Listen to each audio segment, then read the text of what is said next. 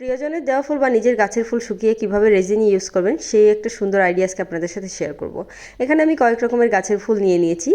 এখানে হচ্ছে রঙ্গন ফুল নিয়ে নিয়েছি, জবা ফুল নিয়ে নিয়েছি, আর হচ্ছে গোলাপ ফুল নিয়ে নিয়েছি, যেগুলো হচ্ছে শুকিয়ে আমি রেজিন ইউজ করব। আপনারাও কিন্তু চাইলে খুব সহজেই কেনা ছাড়া নিজের গাছের ফুল দিয়ে হচ্ছে রেজিনে কাজ করতে পারেন।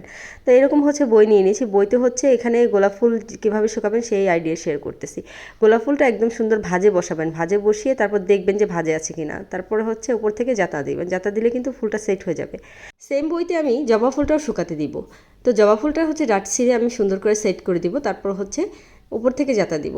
এখানে একটা কথা বলে নিই, ফুলের কালার নিয়ে যদি কারো সন্দেহ থাকে তাহলে হচ্ছে আপনারা 3 দিন ওয়েট করবেন। 3 দিন পর কিন্তু অলরেডি ফুলটা শুকিয়ে যাবে, তারপর হচ্ছে আপনি কালার দেখতে পারবেন। আমার যতটুকু জানা মতো আমি যতবার করেছি একবারও হচ্ছে ফুলের কালার চেঞ্জ হয়নি। নর্মালি রেখে দিলে ফুলের কালারটা মরে যায়, বাট এইভাবে যদি বইয়ের মধ্যে রাখেন তাহলে কিন্তু ফুলের কালারটা এক্স্যাক্ট থেকে যায়। তো এখানে হচ্ছে রঙ্গন ফুলগুলো আমি এখন শুকাতে দেবো। এগুলো হচ্ছে আমি একটা একটা করে ডাট ছিঁড়ে ছিঁড়ে দিচ্ছি।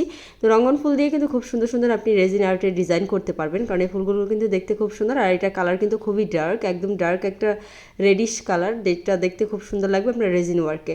তাই তো রঙ্গন ফুলগুলো সেট করা শেষে এগুলো উপর থেকে জাতা দিয়ে হচ্ছে আমি বই দুটো একসাথে নিয়ে রেখে দেবো, এবং ফাইনাল রেজাল্ট দেখার জন্য 3 দিন অপেক্ষা করতে হবে। 3 দিন পর আপনাদেরকে ফাইনাল রেজাল্ট দেখাবো।